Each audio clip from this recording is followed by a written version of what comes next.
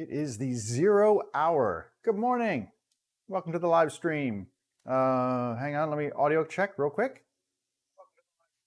All right, audio's working, cameras are working, stuff is working. Maybe we'll see. Let me just get all my windows lined up here, and then we can get on with business. All right, is this running? Why is this one like so far behind? There we go. Okay. As I said, good morning. Welcome back to my live stream. If you're coming back, if this is your first time here, welcome to JR's Wood Shop. I'm Jeff. This is my wood shop. It's small, it's tiny, it's cozy.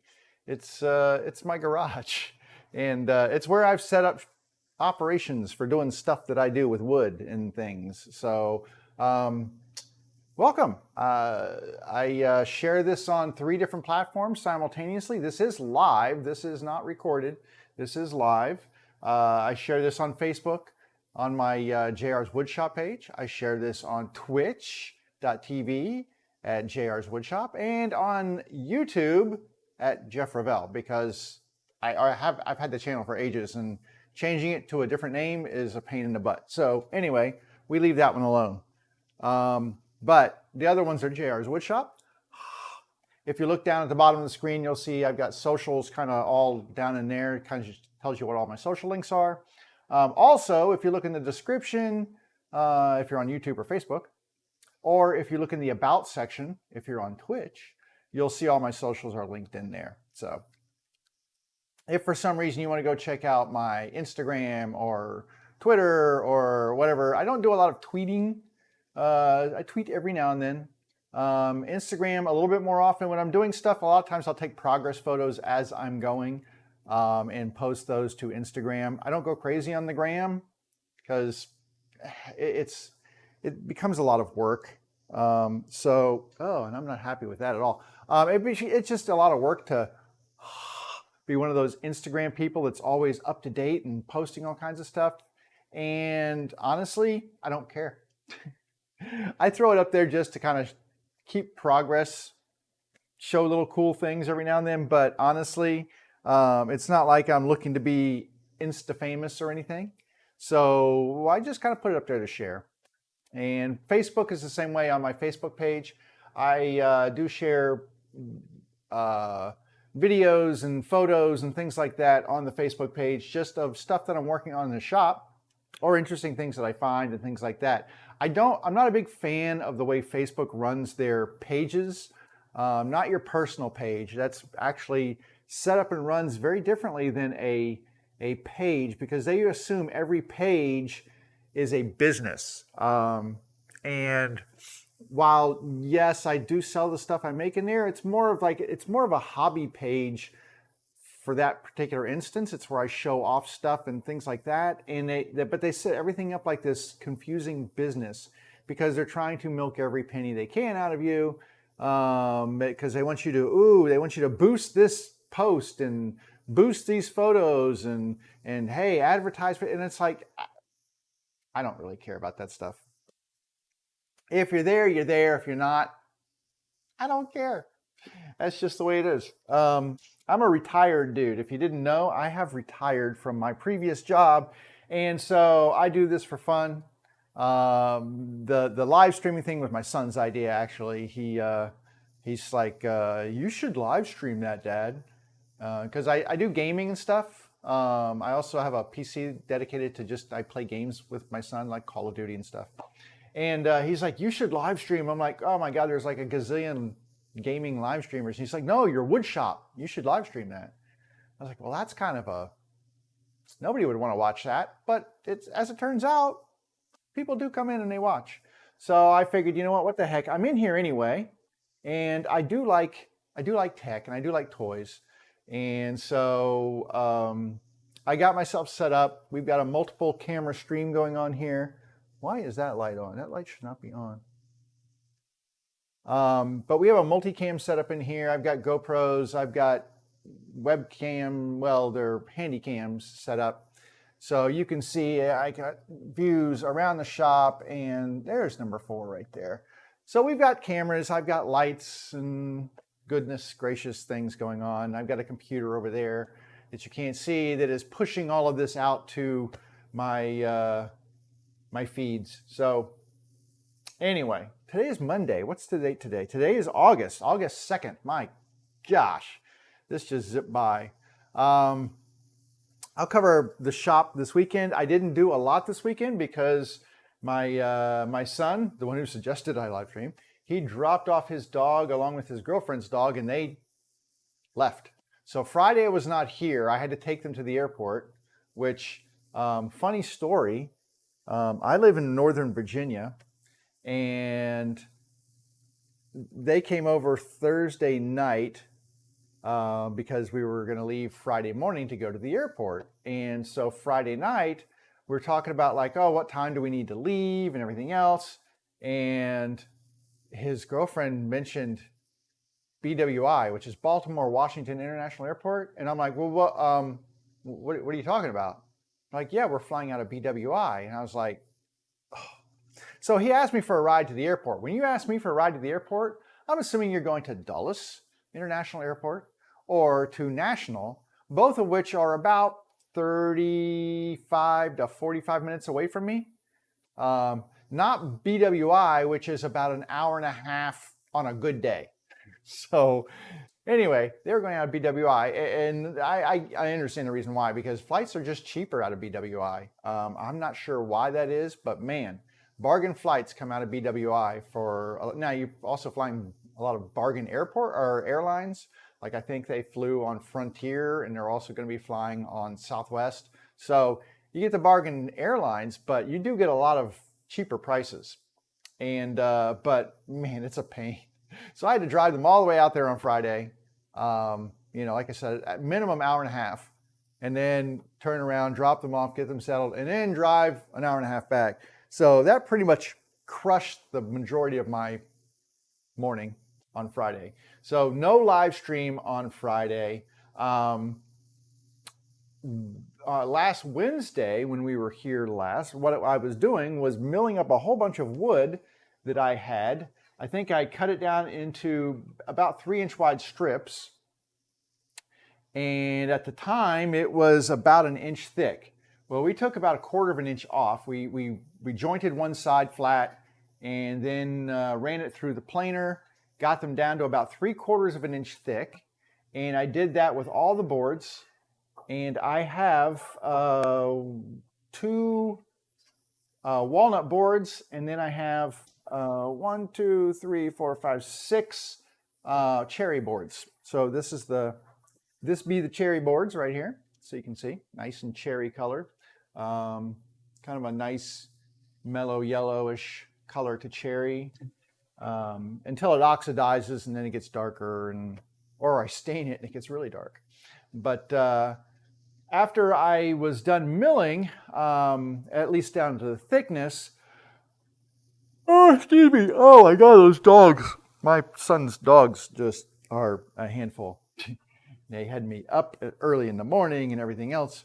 But anyway, so this, I've got little teeny spider webs all over my shop, and they drive me crazy. And getting rid of them is next to impossible. So this walnut was not real clean, which allowed me to get it at a much cheaper price. But it was kind of what they call it. I can't remember what they call it, rough stock or something like that. Anyway, and basically it just means it has quite a few knots in it and things of that nature. But it also has really pretty grain, and it's walnut. I mean, it's dark. It's not like there's not any light wood. There's no sapwood or anything in here. It's all from the heart, but it does have some defects and stuff in it. So what I did was, after I milled this stuff down, I got my CA glue out. This is Starbond medium thick. Give you a little closer look there. So that's the medium thick Starbond. This is actually black, and I use this to fill in things like knots and wood, especially in dark woods. So you can see right here, there's one that I filled in. This one was right on the corner, and I kind of filled that one in right there. And then I just kind of left this stuff to dry. Here's another one right here that I filled this one in right there. And then another one, you can see this is a nice knot right down at this end. nice little circular knot right there, and then it kind of opened up a little bit. So I kind of dig them out as best I can and then fill them up. There's another one in the corner here, but I didn't fill this one. It was fine. But anyway, the wood grain on this is really pretty. And I figured, you know, when it's all said and done, this will be a beautiful sewing machine base. But, you know, some things you have to contend with. So I did fill these up. I do have to flatten that stuff. Basically, I can sand it flat. I don't have to do a whole lot more than that to get that CA glue down to where it needs to be. The cherry was nice and clean. These were really beautiful cherry boards that I got here. I think these things started off life as about 10 inches wide. And because my jointer is only 6 inches, what I usually end up doing is just kind of rough cutting these down to their 3-inch wide width, because they're going to be, well, these are probably going to be a little thinner, but typically they're around 3 inches wide is the boards that I work with. And so I just got these down to their general width and then planed one flat side or jointed one flat side, then stuck those in the planer, which is still sitting over there. There's my planer all set up still. I need to move that out of the way because I probably don't need that anymore, but I might need the jointer possibly. Now, I do have one square edge on here. So these have basically been squared on 3 sides. Even though they look like they're squared on 4 sides, they are not. They've been squared on 3 sides. And if I look on here somewhere, yeah. So I put a mark on these things. I'm going to come back and show you. So like right here, you'll see, hopefully you can see that. There's like a little pigtail right there. I drew a little pigtail on there. That means this is the flat side of the board here that was jointed. And then here is a little arrow on this side pointing to that pigtail, which means this is the flat edge pointing to the pigtail, which means this is my square right here. This is 90-degree square and flat right there. And you do that so that you can kind of start getting these nice squared up pieces of wood. So I got the one side done on the jointer, one edge jointed square, then you run it through the planer. That gives you a nice flat parallel side. So now I have 3 square sides. The last thing to do is to cut these down to the width that I need, which will give me the 4th squared side. So then I'll have S4S, surfaced on 4 sides and square on 4 sides. And that basically leads me to being able to cut them to the lengths that I need for my next projects. I'm going to have a couple of projects coming up here. I've got one project that I'm making, which is a base for a table, the leftovers of a table. It's kind of a weird thing. Let me show you. It's right here. Let me grab it really quickly, just so you can see. All right, so this right here, ouch. I hurt my wrist this weekend, and I'm not sure how, but it hurts. So it's a little ginger, so I'm going to be moving gingerly with that. This right here is a white sewing machine that came from a friend. I don't do special orders except for friends. So sorry, if you want one, I'm sorry, but my time is very limited. So this is for a close family friend that I'm doing this for. Otherwise, I wouldn't be doing it. I just don't have enough time to do special orders. I appreciate that people need these things and want these things. And I appreciate the quandary they're in, that they can't, use their machines because they don't have a base necessarily for it. And there's a lot of there's so many sewing machines out there, and to try to make bases for all of them is just kind of ridiculous, considering my time constraints. I mean, yes, I'm retired, but this is not what I do all the time. So anyway, but this was a special request from her. She, like I said, family friend. I'm going to take this piece off. This came out of a table. So I'm going to take this piece off right here, and then I'm just going to make a base that goes underneath that this whole thing can sit in. I'm just going to keep this original wood that's on here. I might try to refinish it a little bit because it's a little nasty looking. But I'm going to refinish it a little bit, but I'm going to make a base that it fits into, and then that will that'll be kind of nice for her. And then she's got a hand crank that she's going to put on here. So hand crank actually attaches to the back here, the wheel. So instead of being a treadle where you need the foot pedal underneath to drive a belt to make this work, there's a handle that goes on the back that you just crank, and that makes the machine, well, not yet, but it will make the machine turn. See, this one's kind of needs some work. But anyway, that's the goal for that. So I'm going to make that. And then I'm also going to make, I've got some requests. Now, there's a difference between requests and special orders.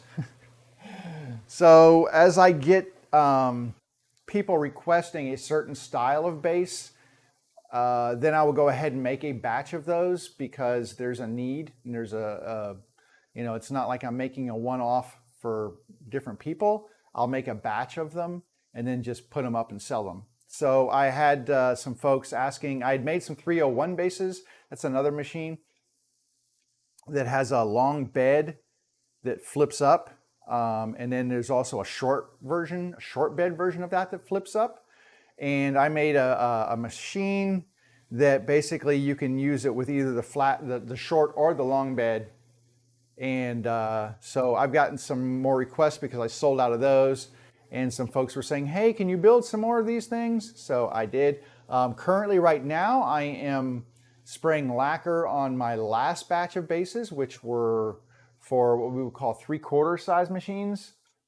So those are kind of diminutive little machines that they look like the big ones, but they're a little bit smaller. They don't fit in a standard bass that I make. So there's what they call a 3/4 size bass.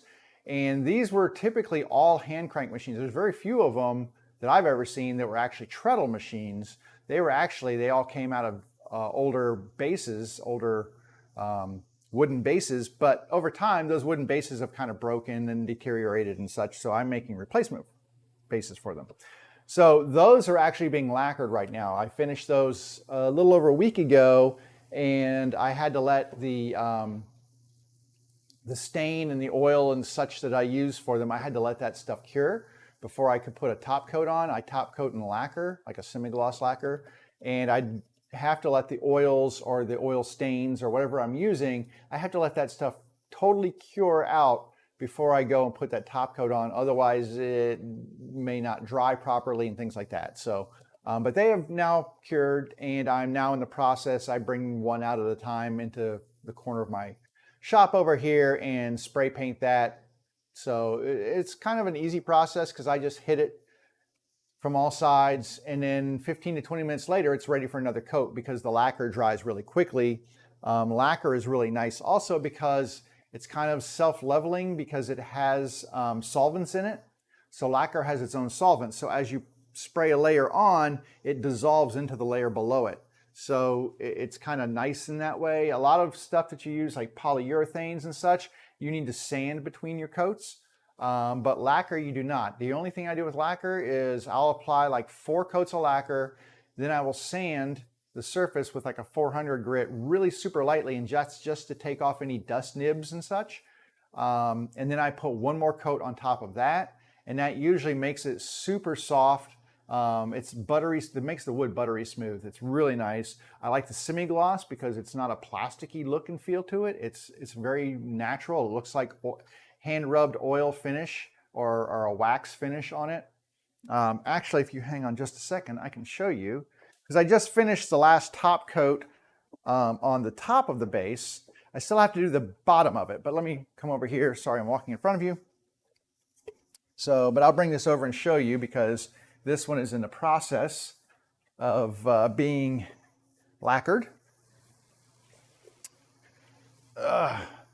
So this one is actually, need to sand that again. That looks good. So this is really just gorgeous piece of kind of figured walnut. Trying to get an angle, you can see that walnut there. Looks really nice. So this is the lid, and that's book matched. I haven't sprayed the back of it, so you can see the difference. See, that's very satiny looking. This is the lacquered version. So it's got a sheen to it, but it's not super glossy. And this is the base right here. So you can see that even though it has that kind of like that sheen to it, it's just got this beautiful, it's just nice to touch. It really is. And that's the way I like my projects to be. I like them to have this feel to them where, you know, you want to touch the wood and feel the wood and it doesn't feel like plastic.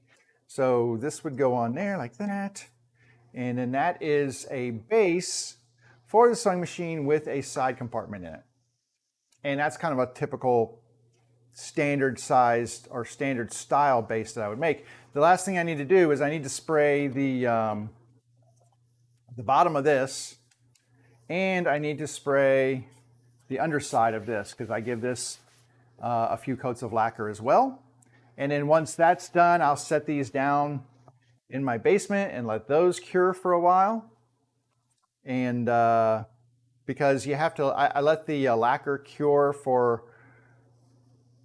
about 5 days or so, give or take. 5 days seems to be pretty good time. I mean, my basement's nice and dry, so it cures the lacquer pretty well.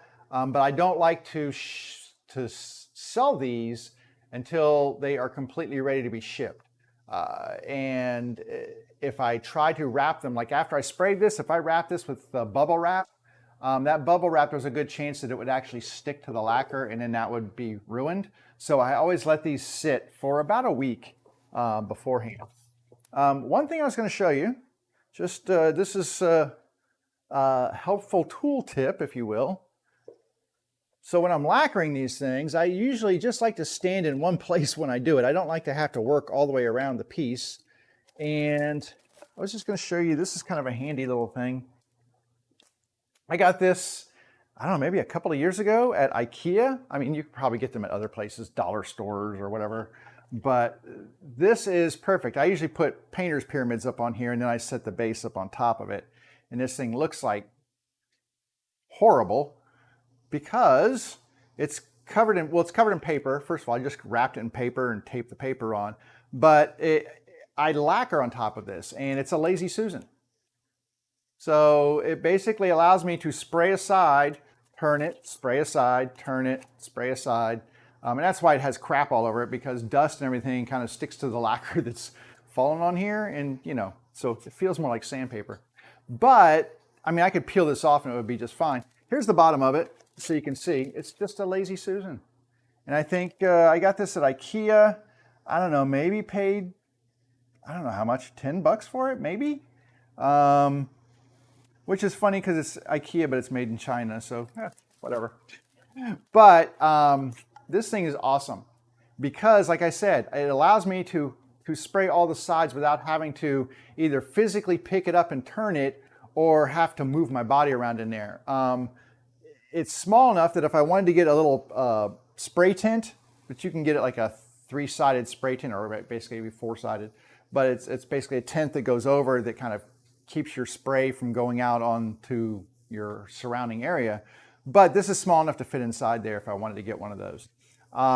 But it just makes life so much easier if I'm setting this on here and I can just turn it and spray my bases like that. So just, yeah, get yourself one of these.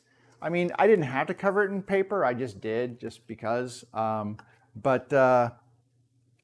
it has a little rubber foot on the bottom right here. There's a little rubber ring that goes all the way around. And that's really nice because it just kind of keeps it from sliding. So I've got that set up on a box over here, like I said, on the corner. And that's where I do all of my staining, because I can open the garage door and have a fan pointing out, so it kind of keeps the bad stuff going out the door, not in my face.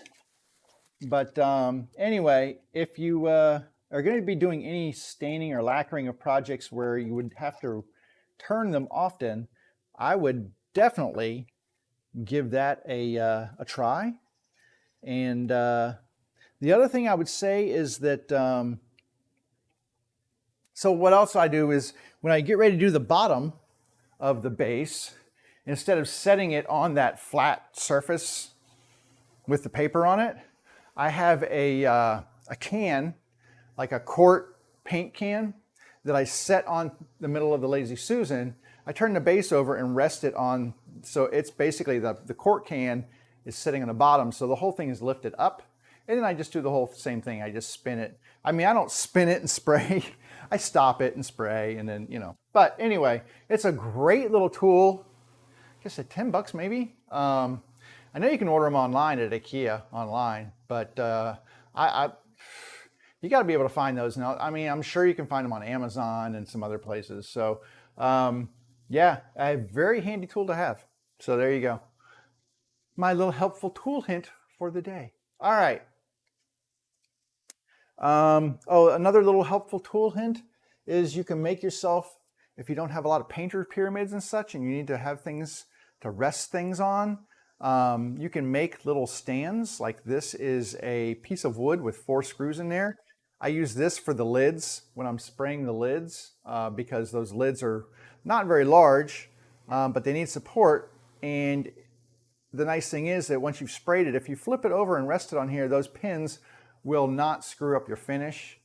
So I've done that way. I've done, this is a piece of plywood that I just took my pin nailer and just went pop 4 pin nails through there.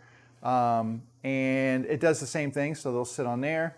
I've got some wider ones for some larger bases and things like that. So I keep a few of these around if I'm doing a lot of production stuff and I need to let a lot of stuff sit down and cure.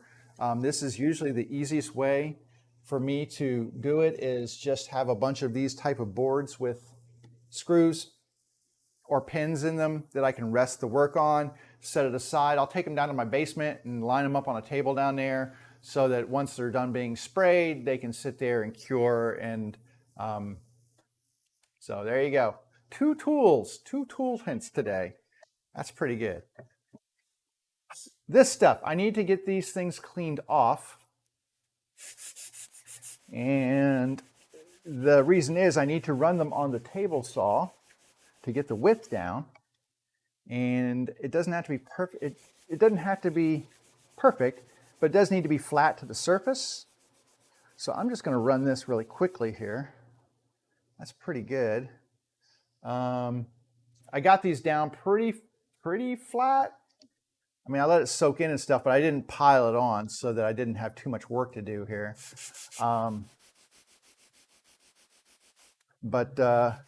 It doesn't need to be finish sanded or anything. I just need them to be down to the surface so that when I run it through my saw that it's not going to be tipping or anything. I want that nice and perfectly flat. Let's see here. I might be able to see if I can just do this with my plane here. That might get them flat. Maybe. But I'm not sure exactly how flat it is around there. So we'll just keep going with the sandpaper. There's the hell dog in there barking. Oh my God.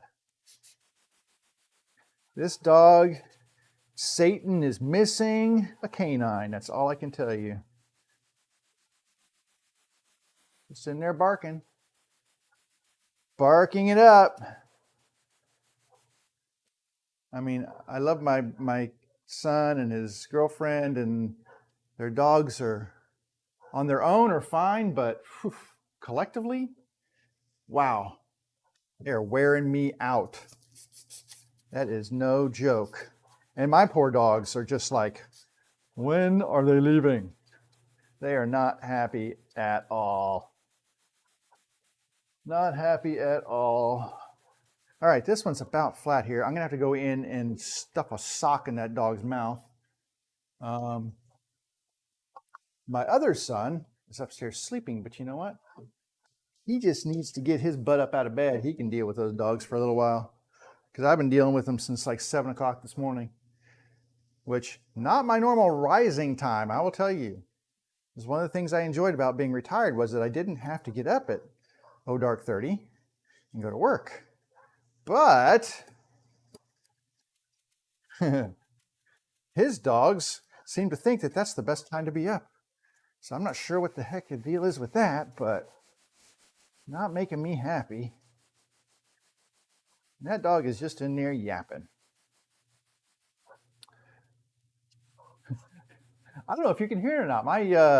my noise canceling might actually be canceling that out. For your benefit, I hope it is.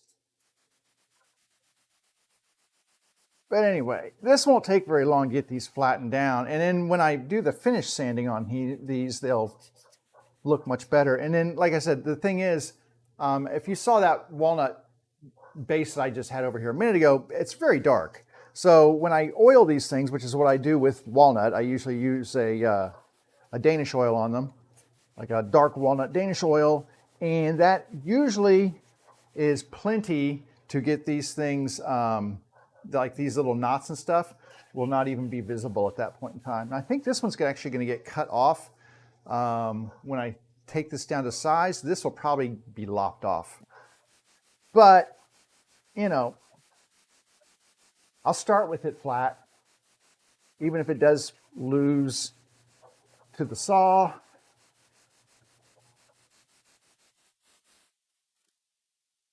Feels pretty flat, a little bit right here.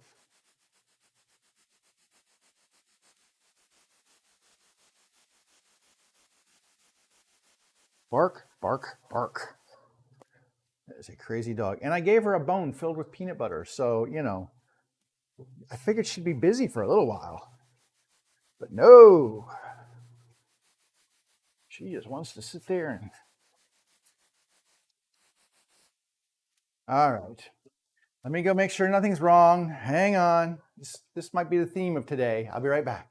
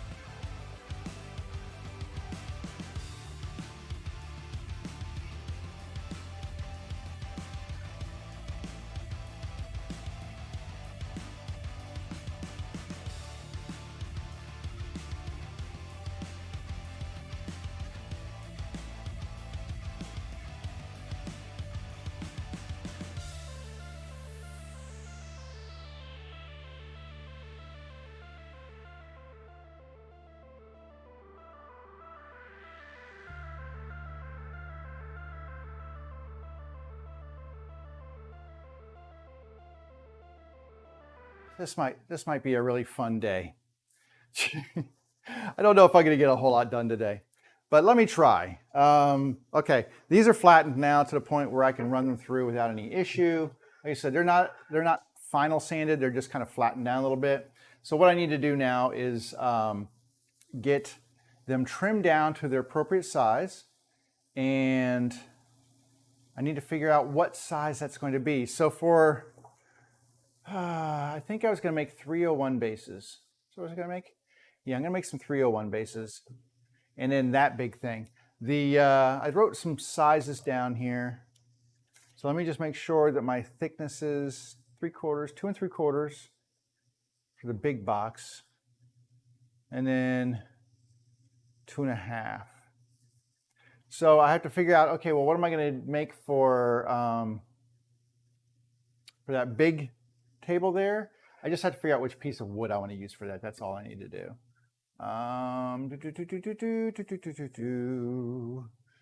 Because I need, what do I need here? 19.5 inches.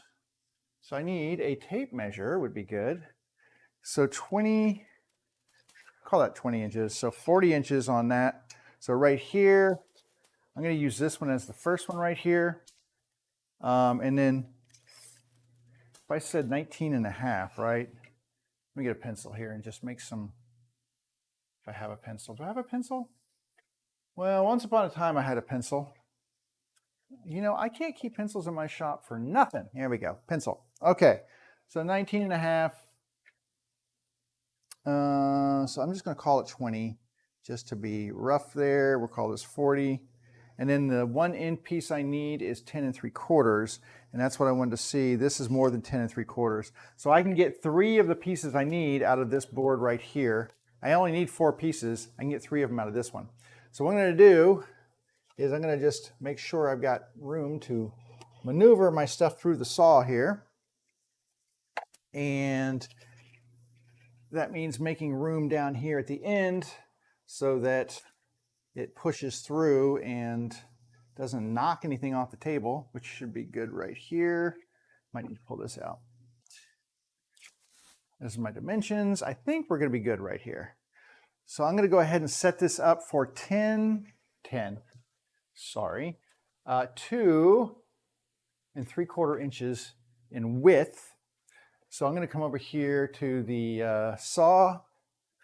I'm going to have to go back out. I let all my dogs outside. My son's dog, she's a beautiful white German Shepherd, and she's also an escape artist. So if I leave her out there too long, she'll disappear, and I don't want him to come back from vacation and have to explain how his dog disappeared. So I will have to go let her in just a minute. But I let them all outside. So hopefully she won't disappear on me. All right. I need to find my flat square side here, which is right here. This side is going to go down. I need to set up all of my stuff here. I need to have the vacuum hose going in to clean up all of the dust and whatnots. So come here. Let's get dust collection set up. I'm going to need my power. So let me find the, ow, I think I just burst a blood vessel in my hand, which is awesome. Oh, those dogs. They are just going to be my undoing. Oh, he can board them next time. I just can't take it. My dogs are so mellow and laid back, man. His are just freaking insane. So I can't take insane anymore. I'm too old for insane anymore. All right. Let me lower this down a little bit here. That's a little high. That's pretty good. All right, I've got my pigtail, which means this is the flat side. I've got my little arrow, which means this is the squared edge. So I want this against the fence. We're 2 3/4 inches. And I'm just going to double check that just to make sure. 2 3/4. It's perfect. We're locked down. I got a set of ears here. Let's go ahead and cut one of these. The length, let me make sure this is going to clear. Okay. All right. And then I can use this way. So that works for me. Let me move this over a little bit here. Come on. That's good. Just gives me more of a square footing on here. And then I will do this and lower this edge down. And that ensures that I have stability while I'm using this. All right, I'm not going to be cutting too much off of here because, like I said, I cut these at 3, so there'll be about an 1/8 inch strip on the end when this is done. But let's go ahead and do a cut.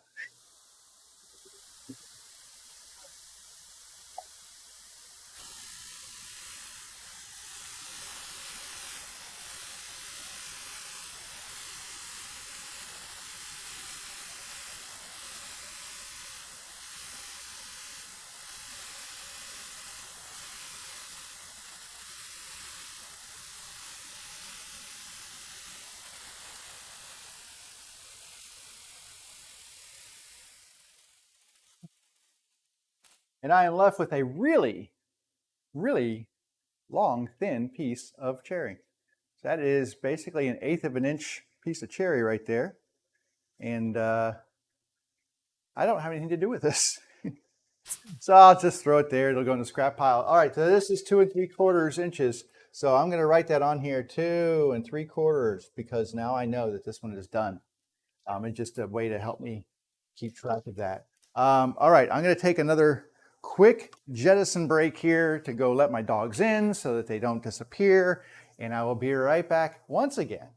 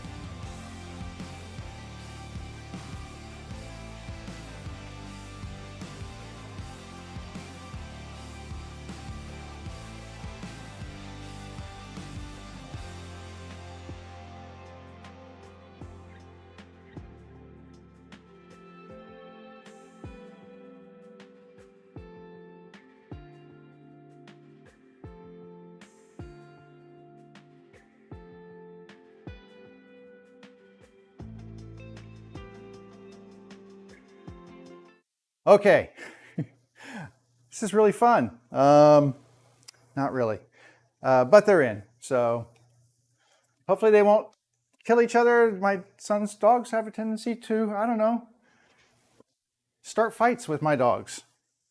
And my poor dogs are like, what the heck? We're just chilling. Why are you gonna be that way? All right, I'm gonna grab this short board here because I need one more piece that's gonna be 10 3/4. I said 10 3/4 by 2 3/4. So I can cut this down to 2 3/4. The rest of the pieces are all going to be 2 1/2. So I will have to trim this again once I get that 10 3/4 done. I will chop that piece out and then bring it back over here and then shave the rest of the width off of it. But for now, here's my mark and my mark. So I'm going to take this one and shave it down to 10 3/4. Well, I'm going to shave it to 2 3/4. I'll cut it at 10 3/4 and then shave the rest of them down because I'm going to cut the rest of these down to their width as well. When we get started here, just kind of peeking here. All right. Let me get my ears on. I've got some other ears over here. And let's make another cut here and get this last board down to its appropriate size, appropriate width, and then we will move on to, I will cut out that 10 3/4 piece and then we can start shaving the rest of these down to their 2 1/2 inch size. So let me get to my ears here and turn on the dust collection and off we go.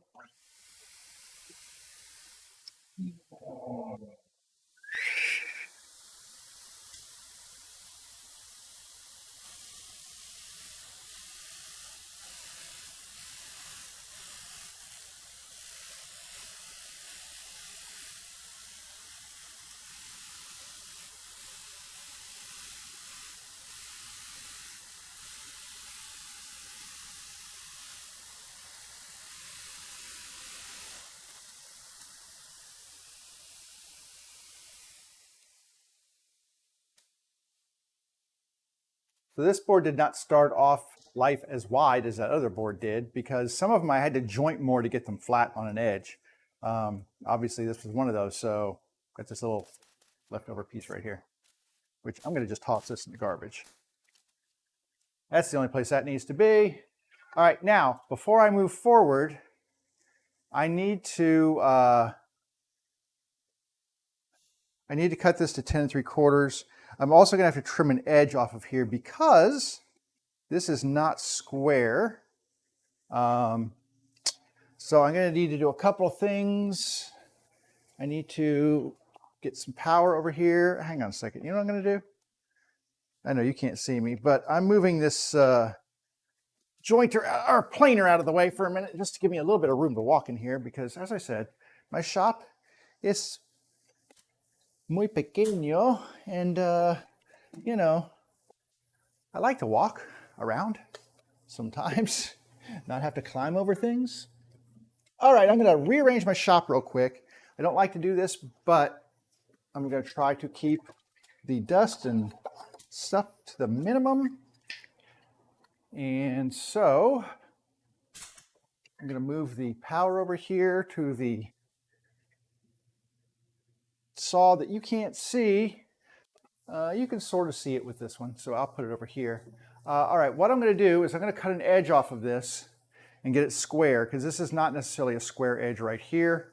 Once I get this square edge, I'll bring it back over. I'll measure 10 3/4 inches, and then I'll bring it back over to the table saw. We can continue cutting this down to its appropriate size. This up. So I'm just going to get an edge. It's all I need right now is an edge. Just cut off of this thing. I do need my dust remote.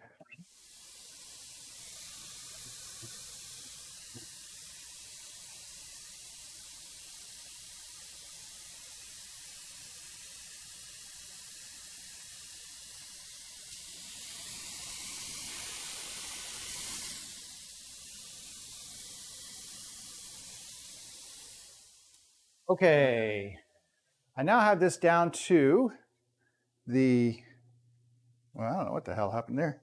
I didn't get to cut all the way through. That's weird. I've got this down to, really? Weird. I got a square edge on here is basically what I'm looking for. Ugh, good gosh. Square edge, kind of cut 10 3/4 on here. And get my pencil, mark 10 3/4.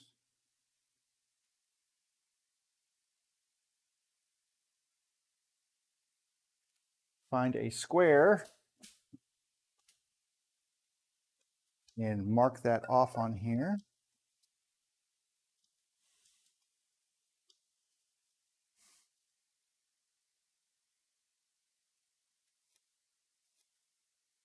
Okay.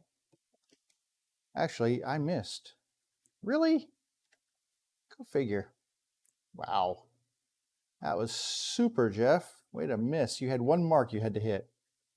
I think my pencil slipped just a hair before I was ready to do this. Okay. There we go. Okay, that's better. All right, back over to the saw now. Like I said, 10 3/4 inches. I'm going to measure this again just to be sure. 10 3/4 inches looks superb. Okay, we will get this measured up. I'm going to put this on here just to keep it from flipping around on me here. Keep it from tipping. And I'm going to lock this in. I don't need it to pivot. All right. Right there.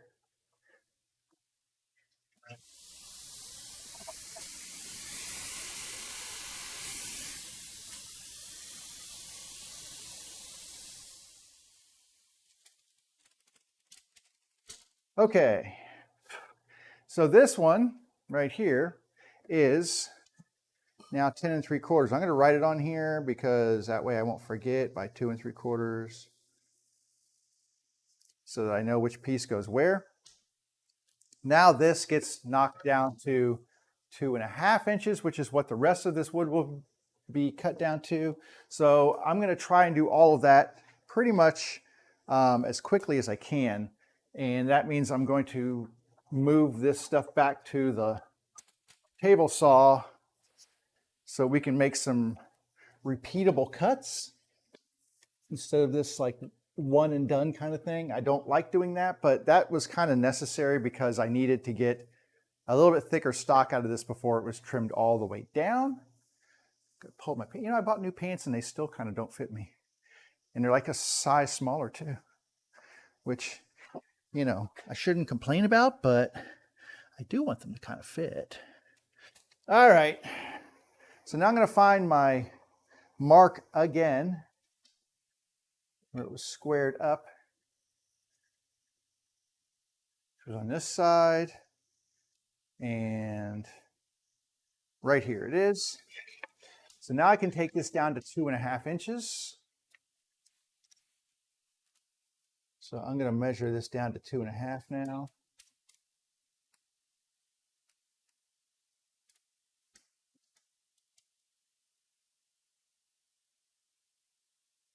Alrighty, 2.5 inches. And let's go ahead and get these cut. I need to set this up. Okay, that works. Now we can just kind of rip through all these. We don't have to worry about them. But I do need my remote, which I left over here. It happens. Happens a lot. Grabbing the remote. And, oh, shoot. I need to put the wrong power on there. Hang on a second. Wrong power cord. That's not going to do it.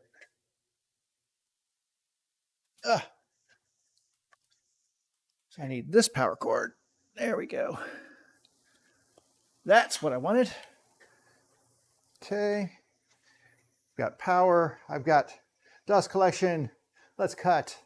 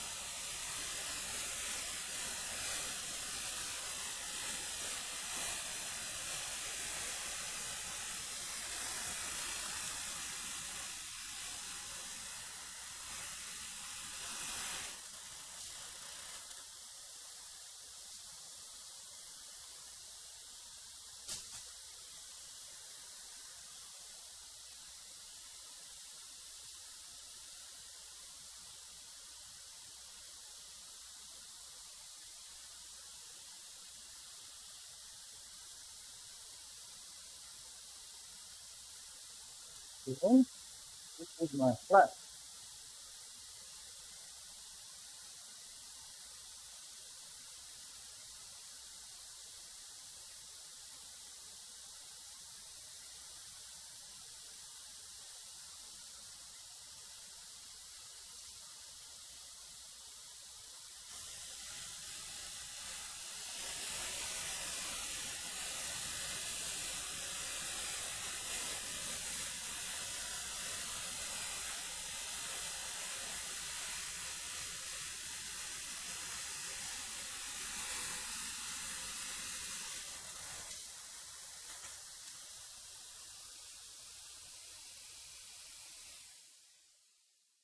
Okay, that is all of these boards cut down to 2.5. That was actually a really nice clean cut too. Not a lot of saw marks. I tried to push through at a nice steady even pace and really minimize any of the saw marks. And I'm looking at all these boards right here and looking at the surface of them, and I don't see any saw marks on there. Like I said, the biggest thing is if you're pushing and then you pause and then you push and then you pause, sometimes those pauses will just make a little bit of circular saw marks on there. So I try to keep it just pushing through at a nice steady pace, and that seemed to do a good job. Got all these little scraps that I don't know what to do with, except burn. But anyway, so here we are now with, basically you can see these are all the same size now across the top here. They're all 2.5 inches. These right here, 2 3/4, because they will be used for that other project. Okay, that means I now can go push over to the other saw. We're going to be over here at the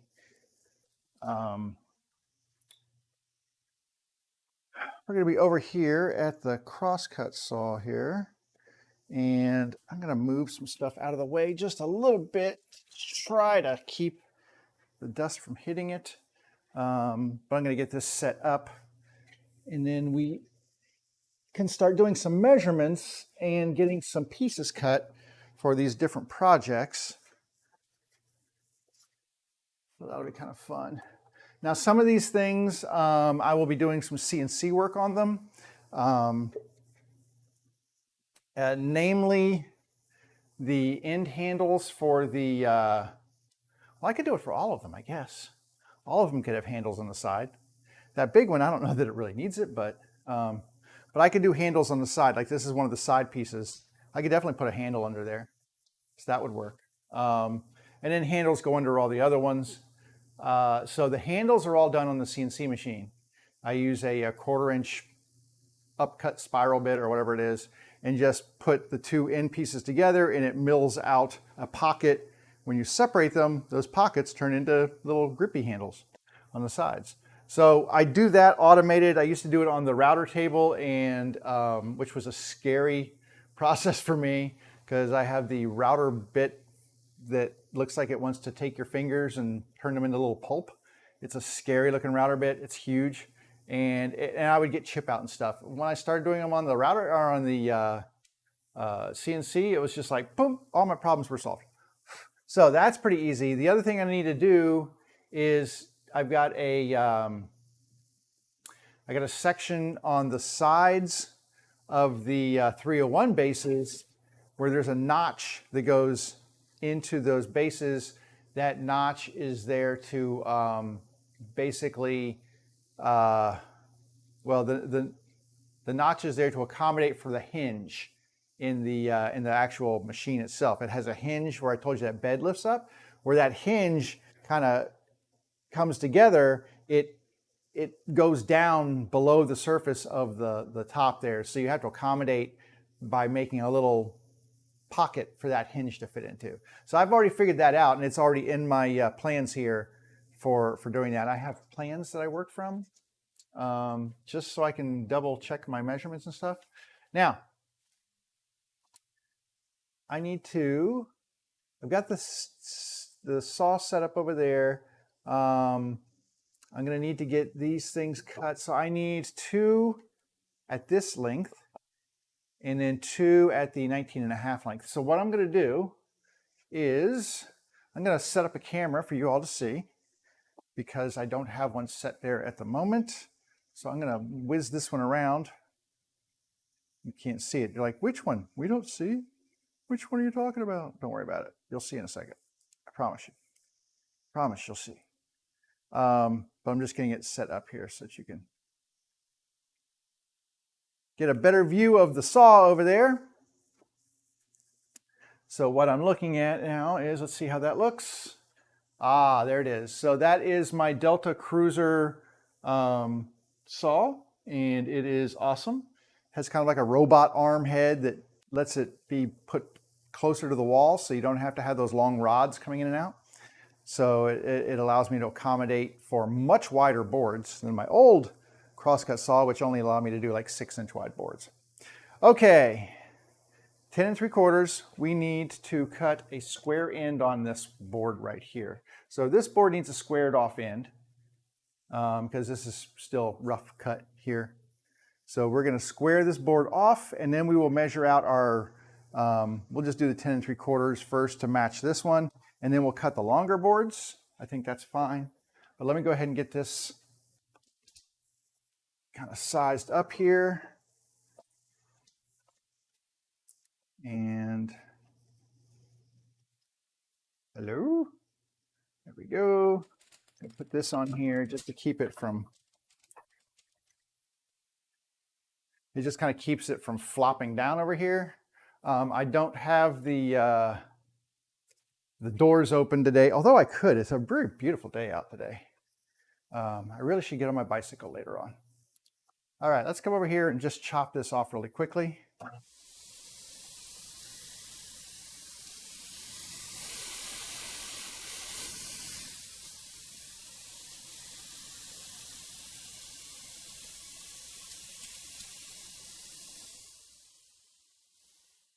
Okay, now what I'm going to do is use the board that I've already cut at 10 3/4 inches. I'm going to use this one to size up the next one.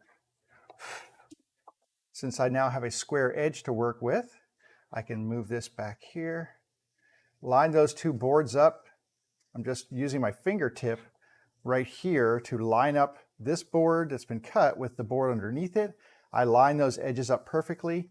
Then I lower the blade down until it's just above the wood that I'm going to cut, and I slide this board into it till the top board just touches those teeth. When it touches the teeth right there, I know that this is now positioned perfectly.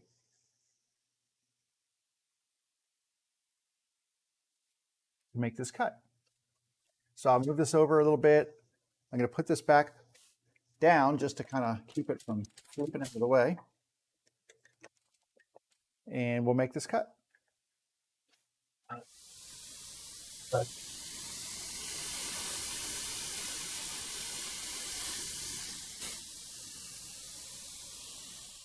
All right, now I have two boards that are 10 3/4 inches. So you can see that these boards are exactly the same now.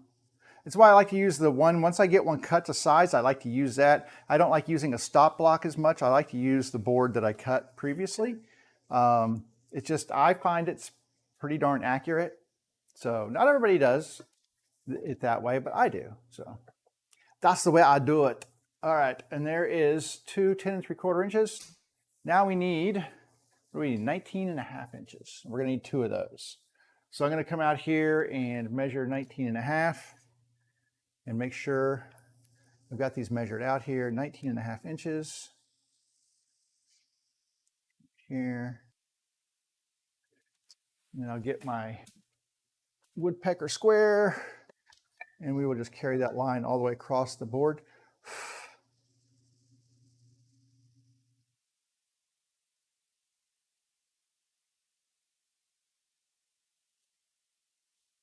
There we go. And once I do that, I will use, like I said, I will use this board to size the next cut. because this will be the appropriate length for the next board we're going to cut too, which I have plenty of material for here. I think 20 or 19.5 inches is like somewhere right around here. So plenty of material. So let's go ahead and cut this one.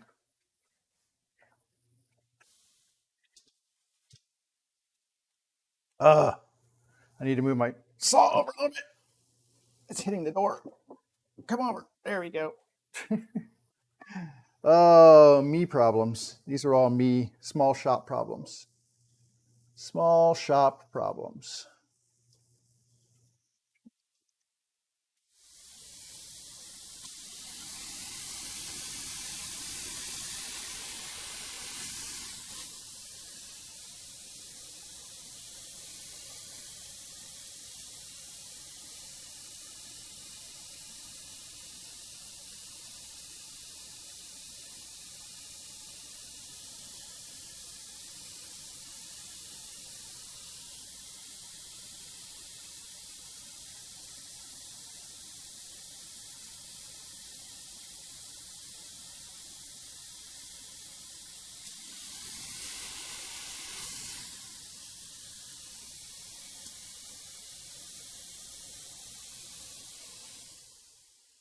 Okay. Little piece of, I mean, this is what I like. I mean, if I'm going to have, pardon me, if I'm going to have leftovers, I want them to be like this. Little tiny pieces of leftovers, not big ones. So there's my 19.5. Here is my 20, or my 10 3/4. And then that base that I'm going to make is going to be about like this. And I'm going to double check those measurements again. But anyway, it's going to be about like that. So that's pretty big. And the way this is going to fit together in there should be pretty good. So 19.5, I'm going to lose basically an inch. So that should be, let me get my ruler here, and just to make sure, I'm going to measure this. Yep, 18.5 inches. So what happens is I will mill out a, hang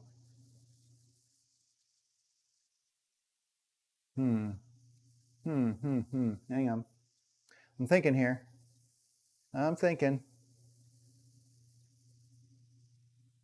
All right, I need to pull this up and do some more measuring on this, because I want to make sure, because I'm kind of making this like my last base, but I need to make sure that I'm getting the exact measurement I need here. Okay, so that will fit just, it actually needs to be a little shorter, because what's going to go on is this is actually going to rest inside. I'm going to cut 1/4 inch off of here. Okay. I have to do this. I have to think this out. So I'm going to cut 1/4 inch along the interior. I'm going to cut a rabbet along the interior of this base, 1/4 inch worth. And that rabbet is going to accommodate this piece of wood sitting down inside of it. This is actually pretty thick, so it'll be a pretty deep rabbet. It'll be about 1/2 inch deep, because that's about how thick this is. Let's see how thick this is. 3/4 inch, so it'll be about 3/4 inch deep rabbet, but it's only gonna be 1/4 inch wide, which is not a big deal. I just keep lowering or raising the bit on the table as I make these cuts. But the thing I need to be sure about is exactly where it's going to make this. Why does it look all wonky weird like this? There we go. I need to make sure that where it's actually going to be making these cuts is the correct location. So these actually get, usually what I will do is I will cut out 1/2 inch dado on here that accommodate these sides, and then they get glued in. Which means that this would be at 1/4 inch from each end, which means that this would be 20 inches. Okay, So at the end of the milling or the end of the gluing process, this would be 20 inches. I need, for a 1/4 inch, this is going to need to be 19.5 inches. If I take a 1/4 inch off, okay. See, this is where my brain's not working. So I'm gonna have to, I kind of have to be a visual person here. So I'm gonna look at this one and just kind of make my rough guess here. So if this is, what did I say? 19.5 plus another 1/2 inch will be 20 inches, right? So this is 20 going across. So it'll be 20 this way. Of that 20, I need, what do we have here? 18.5, which means 20 minus 18.5 would be 1.5 inches left over, right? So there would be 1.5, well, basically, yeah. So actually this needs to be a little shorter.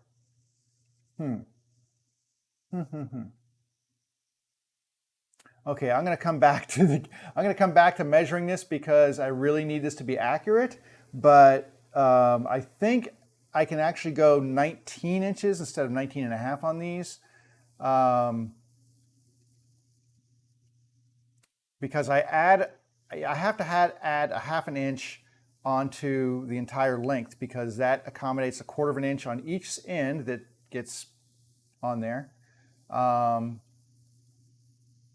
And then I think it's a 1/4 inch. Wow, my brain's just like just went just fried. No, it's 3/4 inch. It goes all the way in. That's what I'm thinking. So it goes all the way in. So 3/4 inch. So what would happen is, wow, sorry, I had to look at my old plans. I'm sorry. This is like better now, right? So this is gonna be 3/4 inch in. I'm gonna go ahead and write on these, and this is gonna be 3/4 inch in. I may have done this the right way when I first did it, and this is gonna be 3/4 inch. Just making a mark here so I can do some measurements. Okay, so I've got 3/4 inch and 3/4 inch. That leaves this being 18 inches, and this is 18.5. It's going to route a 1/4 inch into the side. So it'll route in a 1/4 inch. So 18.5, a 1/4 inch there, a 1/4 inch there. Wow, I actually did this right. I just, okay, and then the width is the other one I have to figure out. So width-wise on this, same sort of deal. So this is 9 3/4. What happens is these actually do not go all the way in. They are going to go a 1/4 inch from the edge here. So I'm going to mark a 1/4 inch. Actually, do I have another? Yeah. So these are going to go a 1/4 inch in. So I'm going to mark this now. I want to get this math right. And I know this is boring for you guys, but this is kind of how I have to go through things sometimes on a new project. I'd rather do it right the first time and not have to worry about it. So this is going to be this way, and this one's going to be this way. Because the dado cuts I make to accommodate the joinery on this stuff. Okay, so there's my 1/4 inch, and they need to be, and then all told, I'm going to need 9 3/4 inches. So I'm going to mark a 1/4 inch on the inside of this because that's going to be my inside. So this is my inside measurement for where the route's going to take place. Okay, so that distance, that 9 3/4 inches plus a 1/2 inch plus a 1/2 inch. So basically 9 3/4, so 10 3/4 inches. What did I say these were? 10 3/4 inches. Doggone. Did I take a smart pill that day? Because wow, I can't believe I figured that out right. Okay, well these are gonna fit perfect then. And I'd rather know it now than to have to try to go back after I've glued this all up and said, oh crap, it's not working. So that's pretty cool. This is actually gonna be really easy to mill up. The hardest part about this one is, well, nothing. This one's pretty easy, except figuring out, okay, which side goes out and down and, you know, whatever. That's spectacular. I like that. And the thing is, when I do those edges, the only thing I'm going to have to do is square the edges up. Usually I leave them rounded, but these particular ones, I'm going to square them out with a chisel because this piece of wood right here is square on the edges. Also has these little things on here, which I'm going to see if I can't remove these pins or at least flatten them down or chisel out a channel in the, I may chisel out a channel in the end pieces for that as well. But that would come at a little bit, well, that's going to be hard to do after the fact. But anyway, starting off, I think we've got good measurements for this. So I'm in a good spot where that goes. Okay, now we're going to put this aside and that will be that. So that one's in good shape. Now we have to look at 301 bases. So for a 301 base, basically what I've got is a box that is 20 1/8 inches by 7 7/8 inches. So 20 1/8 and 7 7/8.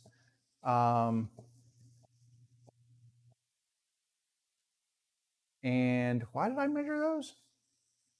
So I put 20 1/2 inches and 8 1/4, and I think the 8 1/4 was basically just to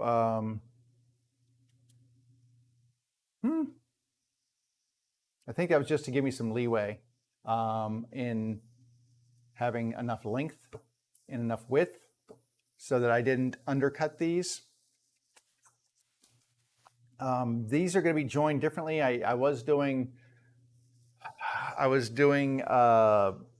dovetails, but I'm not going to do dovetails with these because generally the dovetails I did those with complementary colors or contrasting colors. So I would do like a maple and a walnut or something like that, and you get a nice contrast. If you do it with the same colors, you're not really going to see any of the wood that you need to see. So anyway, we're going to do regular joinery on these. I still need to have the bases the same width and length. It's just going to be a little different from the so this has to be 6 15 16ths, and then I have to add, I add a 1/2 inch onto that. So I'm going to get my little ruler out here because this is going to tell me how wide these boards need to be. I have an actual woodworking app that I use, which is Fraction Calculator, because, you know, math is hard. So 6 15 16ths, which is the interior, that's my interior measurement of my, my machines. And that's going to fit on that 1/4 inch. So I'm going to have a 1/2 inch on each side, which would mean I need to add an inch. Oh, well, that's not hard. Duh. I'm just going to add an inch. So 7 15 16ths is what I'm going to end up with. So yeah, I don't need my, okay, I don't need my calculator to do this one. I'm pretty good at, you know, adding an inch to something. So 7 15 16ths. I'm going to get a square edge on this one. I need to figure out, I'm not sure how many of these I can make. I was trying to get my yield out of this. I think I'm pretty good. Like if I do, because there's only, it's basically like that other one. It's 2 ends and 2 front and a back. So they're not really crazy in terms of, I don't need a middle piece to measure for or anything else, but I do need them to be pretty accurate. 19 1/4 plus a half plus an inch would be 20 1/4. So that's actually wrong. That should be 20 1/4 inches. 20 1/4. Okay. That's wrong. Why does that say that? Let me look at this one. 20 1/8. But it should be 20 1/4. That's an eighth of an inch longer.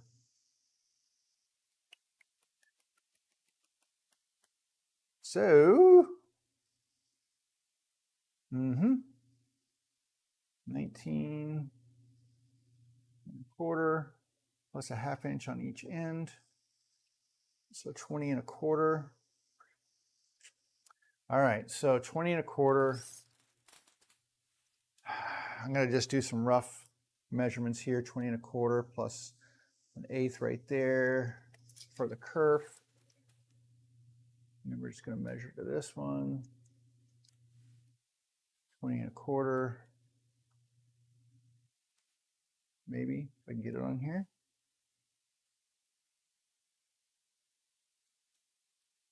And an eighth of an inch. I don't know if I'm going to have a lot left over on this one. I will not have a lot left over. I won't have enough to do a sideboard on this one. Nope. So I will cut the sides out of this next one. It's not a lot left over on here. Kind of a shame, but not a lot left over on that. But that's okay. Because this is going to be, what did I say, 8 and 7 and 15/16, so basically 8 inches. So we're going to measure 8 right there. We're going to measure there. We're going to take that. I'll just call that to the 10, and then do the same thing. 8. So right there. So I've got a lot of wood left over on this one, which is okay. I'll probably cut this end actually, because there's knots and such down here. So I will leave this as the scrap wood. But let's do this, and yeah, let's cut one of these up, shall we? Let's do 7 and 15/16. I got to square up an end here first. So let me square up an end. Let me find my zero referencey flat square edge here, which is this edge. So I'm going to square up one end just to make sure that I've got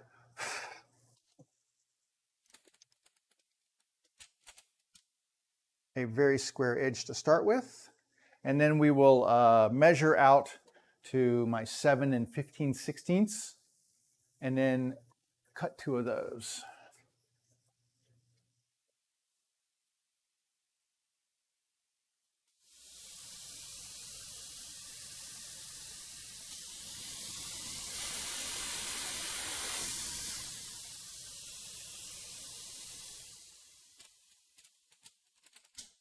Okay, so 7 and 15/16 is the measurement that we need. And there.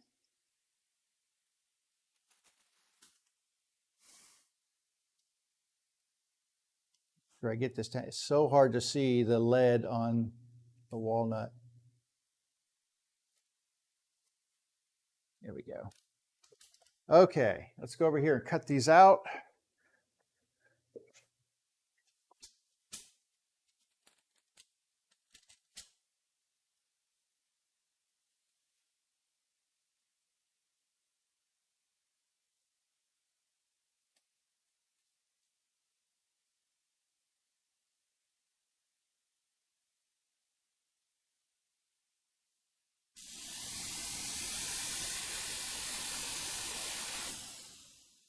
Breathing everything in.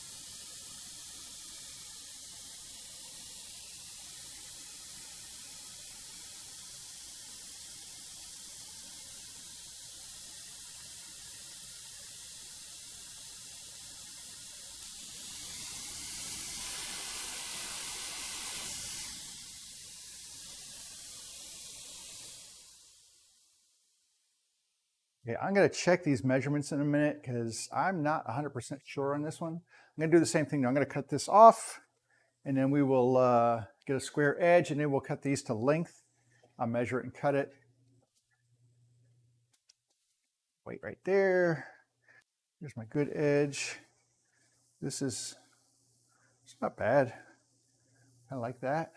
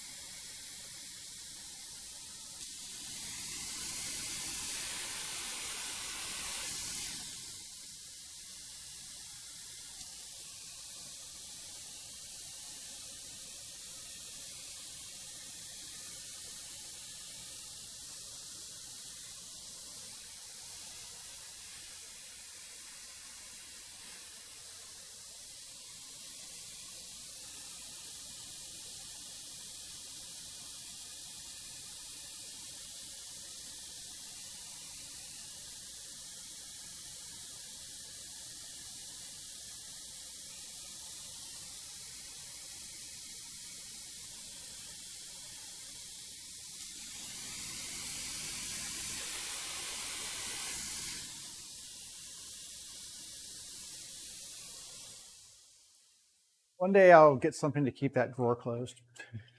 I'll do some magnets or something. All right. That was almost long enough, but not quite. All right, so this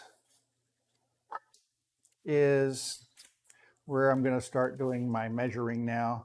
I have these bases right here, these sides of the bases right here. And these are cut to 20¼ inches. So that's kind of a cool piece right there. I do that as the back. My front's kind of cool. It's not like crazy, but it's all right. All right. So 20¼ point, right on the money. Now, the way that this works is this is going to be 19¼ inches, and I'm going to have basically 3/4 or 1/4 of an inch on each side here for my sides. All right, so 1/4 of an inch on that side and 1/4 inch on this side. That's where the sides are going to go to, I think. Maybe not that way. No, it's going to be 1/2 inch, I'm sorry. Or 3/4 of an inch, right? Yeah, 3/4 of an inch is how far it's going to go in. So these will go in 3/4 of an inch, but in terms of the, let me go in a full 3/4 of an inch here, so I can see where the sides are going to meet up with these. And then I can measure exactly where I'll be able to measure where the groove is going to be cut by the rabbet bit and make sure that it is deep enough. So from here to here, I will need to cut in about 1/4 of an inch and 1/4 of an inch. So let me measure that now. This is what I do all the time. Just measure, measure, measure, measure, measure. But I don't make these particular ones as much, which is why in the last ones I did had a couple of issues with them. not issues, but things I had to kind of work out and fix. So I'm trying to get that worked out now. So now when I measure this is 19¼ inches. And that's what it needs to be. So 19¼ So this is the good length for my bases, because that's how wide the machine is at its longest point, is 19¼ inches. Its maximum width, now these will be, I'm going to do the same thing. So basically it needs to be,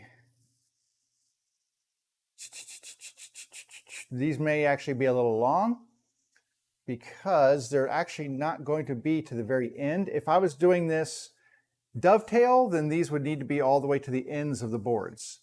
But I'm not doing them dovetails. I'm going to do them with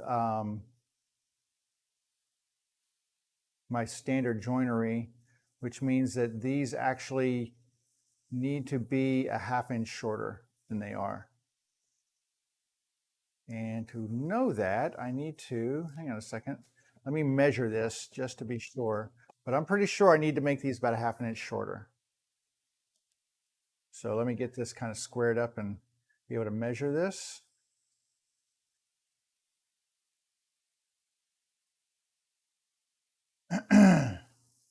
So if I measure this across at 1/4 inch, because that's where the groove is going to be on here.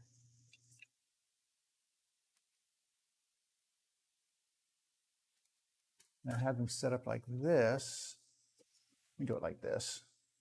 And I apologize for all of this measuring going on, but you know what? Welcome to the way shops actually work. This is the way it works all the time. And yeah, because that is, oh, well, no, yes. Yes, this is at the very end. And this is 15/16 right there. But we're not at the very end. We need to be a little bit less than that, because these actually are going to be sitting here and here. And if I do that, if I have them set that way, that's actually too wide. Get a different ruler. This one's kind of a pain in the rear to look at from overhead. So if that's 1/4 inch in, and that's 1/4 inch in, then this is going to be that's going to be 7 5/16. That's too much. Too much. So these boards need to be shallower by a ½ inch. They're a ½ inch too long, because this gives me exactly the width that I need. So these need to be a ½ inch shorter to fit into that. So I got to take a ½ inch off, basically. That's where we stand. These have to be a ½ inch. This is why I measure a lot. Because you know what? Sometimes I just screw things up. I don't want to, I just do. All right, I've got a ½ inch right here. I'm just going to mark it. And then I'm going to get my square. But the nice thing is that now that I get these worked out, I can cut the rest of them using these measurements, and they'll all be correct. So I'll sweat over this first one. The rest of them should be easy because I've got them all worked out now. So, all right, let's go cut this little bad boy down. I do have some extra wood here. I think I've got an extra piece of walnut. So if it doesn't work out, well, you know, I'm kind of covered. All right, let me get my ears. We'll switch cameras for you. We'll come over here. Oh God, this thing is driving me crazy. It's because I turned it and now it's like, it doesn't want to be closed. All right.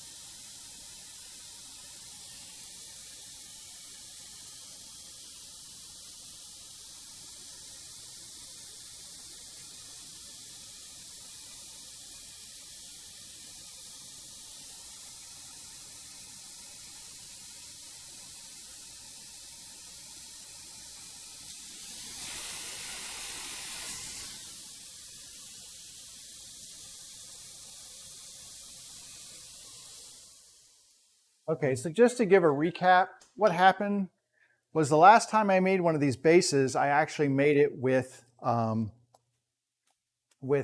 dovetail joints, which means the dovetails came all the way through the end of the boards on the sides. You can't see that because you're looking at my big ear.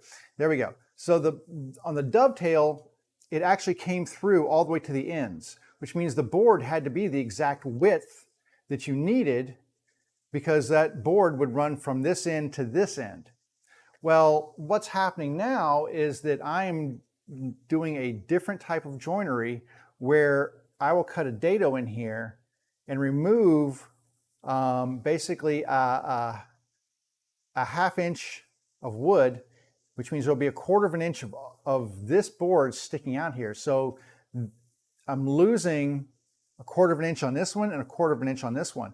So I needed to take that, add that together, that's a ½ inch. So I needed to take a ½ inch off of the total width in order to make that an appropriate size. So that's why I had to go back and figure that again, because I needed to get that, because I changed the type of joinery from my traditional box design. It was originally a dovetail. I switched it to a traditional box design.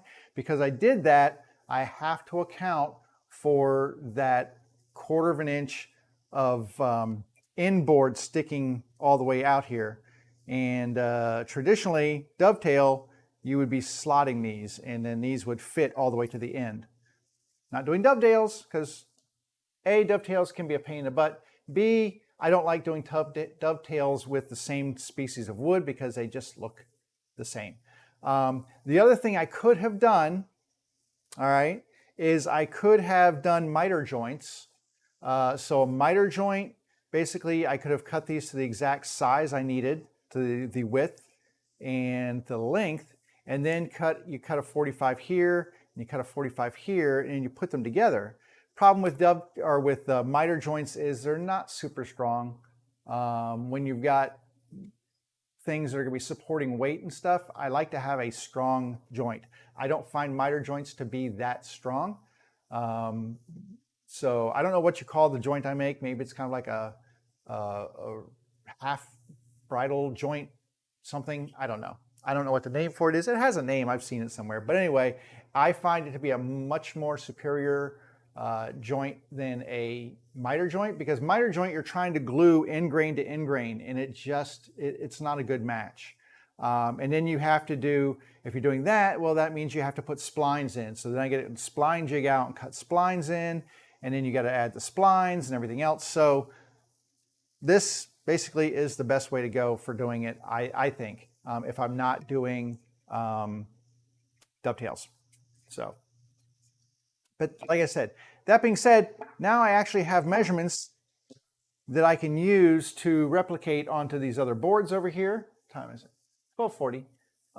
And I'm going to try to figure out how many of these I can turn into these, right? So like this board right here, well, look, see, it's really easy. I can lay this out and say, well, there's one and there's two, but I don't get three out of it. So I might kind of miss one there. So I'm going to have an extra scrap piece on this one. I can get two long ones out of that. And then I need two end boards. So I'm going to set this aside. And then I can use this one for end boards. All right, so I could do one end board, two end boards. I could get a third side out of this. So this could be the end of one. This could be the beginning of another one. So that's, I need another long board. Right here, I can do another long one. So that would give me my two long boards. And then I would need two end boards. So I'm just kind of roughing these out. Okay, which would give me like right here. So that gives me my third one. And that gives me enough space, I think. Not enough space to do that, but maybe enough space to get two more in. So I can get two more end boards out of here and then get more long boards out of here. So I'm doing pretty good here. I think we can squeeze out some good product out of here. Let's go ahead and let's do some cuts and see what we can do for getting these things cut up here. I'm going to get a couple of these cut. Let me get at least one more of these cut for you all. And then we might progress. Give me just a second here. I'm going to pop out, make sure the dogs haven't done bad things. I'll be right back.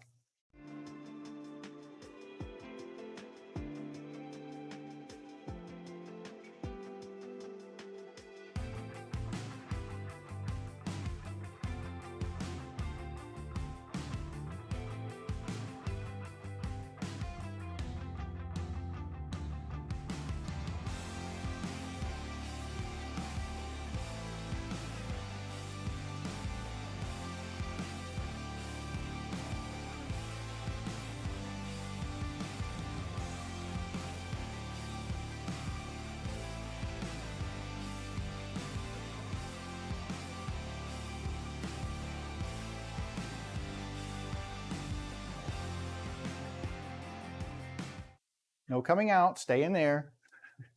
I left the door cracked a little bit so they could see me. I'm here, I didn't go anywhere.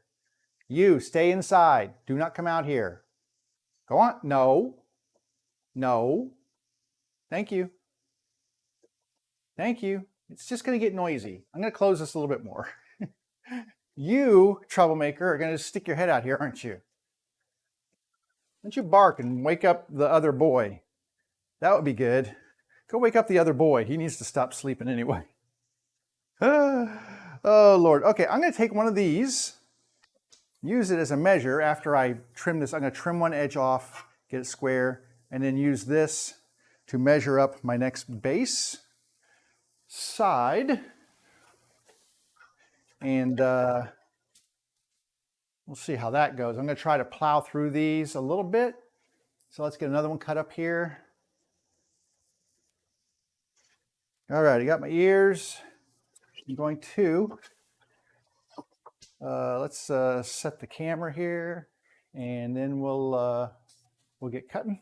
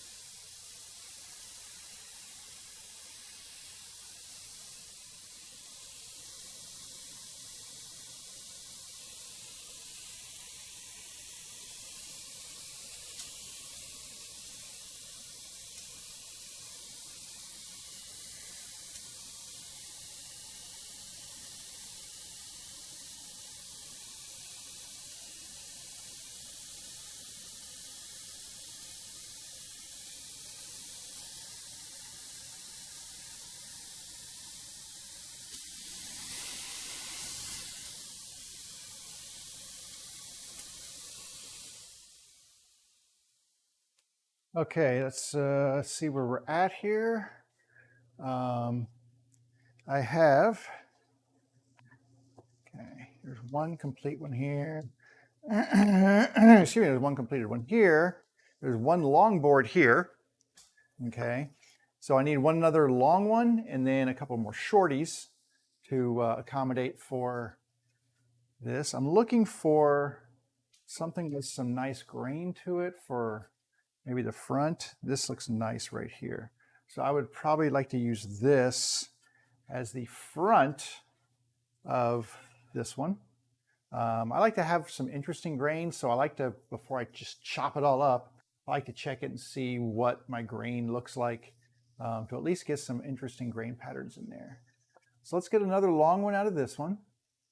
And then what did I say? I can get one long one because I need one long one and I need two shorties. All right, so there's a shorty, and then I can get another shorty out of this one if I need to. I call them shorties. That's what I call them now. So let's get another long one out of this so I can have one more complete set here. So bringing this here, we're gonna just trim this edge down.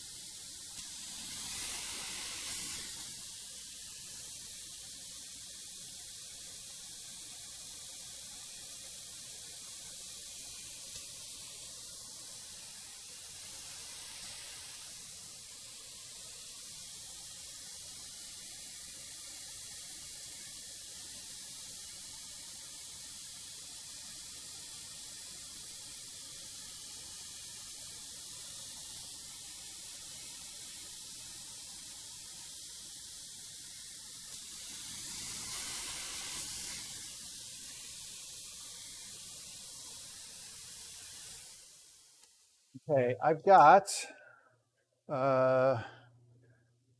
three complete sets now. I've got a couple of extra boards here. That's my, really? They gotta fit? Oh, that's my one extra? I don't know what this was. 1, 2, 1, 2, 1, 2. And then I have an extra board that I can cut this down to one more shorty here. I think I just have room to make a shorty out of this. This needs to be trimmed right there, but that's okay. And then I can actually go back and make one more short. Okay. Yeah, just keeping them straight in my head. Oh, actually, it was over there. Let me take this spare one right here and then make a shorty out of this one, because I had one extra one. I forgot I had an offcut that is actually just long enough to be my next short board. It's just long enough. I mean, I would just be shaving the hair off of this thing, but that's okay. It'll still be square and the right size. Ah, shoot.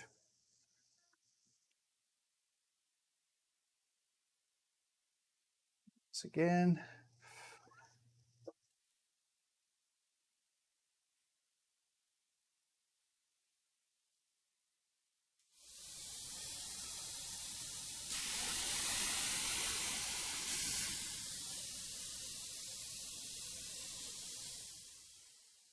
Okay, so I have two shorties.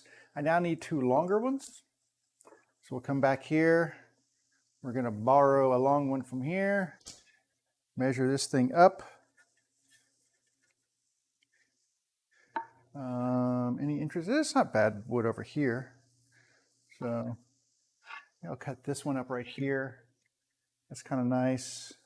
Actually, I'm just looking. I just want to get some nice face boards here. So I'm going to use this one as a face board. So I'm going to trim the edge, and then we will cut a couple of face boards with this one.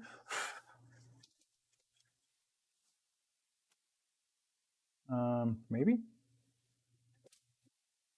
Maybe.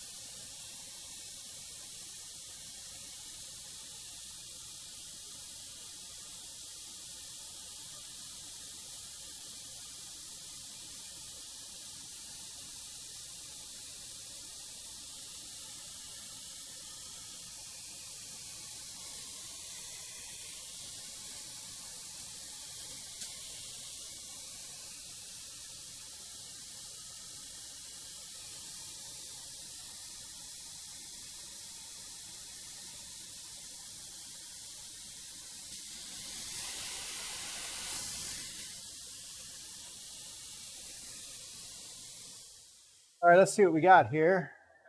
Okay, as it stands right now, I have 1, 2, 3, 4. I need to see if I can get one more out of this. I don't know that I can. I don't know if I can get another one out of here. I don't think I can. I might have to go make a different type of base with this.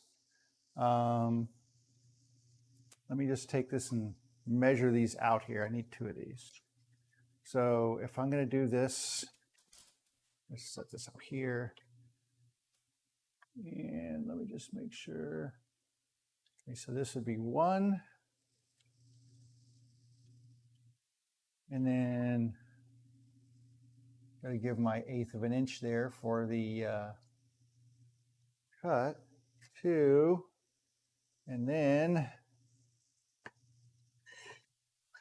I don't think I'm going to have enough. 3. No, I'm not. So plan B, it's okay. You know, we've always got plan A, plan B, plan C. Well, not always, but I try to. So what I can do is make Another base like that one I showed you earlier, that walnut base that I'm finishing, I can make that. That's a 3/4 inch base. What I can do with that base is make a short version of it, which is, I'll show you, I've got one inside here. So I can make a short version of that base right here, which does not require as much wood. So this is a shorty version. It does not have the side pocket, but that's okay. You know, if it doesn't sell right away, it's all right. It'll just sit there. And but these are really pretty. It's too thin to have the logo on there. So this is a little thicker. You can see that this is sticks up about 1/4 inch more because I accommodate the logo on this one. But as far as measurements go, let's see what we need for measurements for a short 3/4 base. And short, I mean no side compartment. So I need 13 3/4 inches and 7 11/16. You stop peeking in here. Go on. So 13 3/4. Get out. Out. Out, out, out. Okay, sorry. 13 3/4 inches. Let's start there. 13 3/4. So let's measure one of those. So 13 3/4. I'm going to give it just a little bit longer than that because I haven't trimmed this one square on the end yet. And then 13 3/4. I'm going to give about 1/8 of an inch. 13 3/4. And then, you know, I need the side. So we've got more than enough to do a regular one on this. So let's go ahead and do that. Let me trim this down. Then I'll come back and measure this to 13 3/4. I'm just going to double check that measurement really quick. So that's 13 3/4. So I'm going to trim the edge off of this. It doesn't really matter where I do it. I'll do it on this end. Oh, wait. I had an extra piece here. Hang on. Okay. Hold on. Hold on. I think I actually can do this. Wait. I don't need to do that. I forgot. I had this extra piece right here. That means, back to the drawing board here. So 1, 2. Yeah, we got enough. So 3, and then 1 on here, 4. Okay. Duh. I should always look at my stock there to see what I've got laying around, right? So we do have enough. So I'm going to take one of these over here. We're going to trim this down. But at least I had a plan B, right? If I needed it. I didn't, but nice to have one if you do. All right. But since I don't, let's go ahead and trim this sucker down. Get it nice and square on the edge.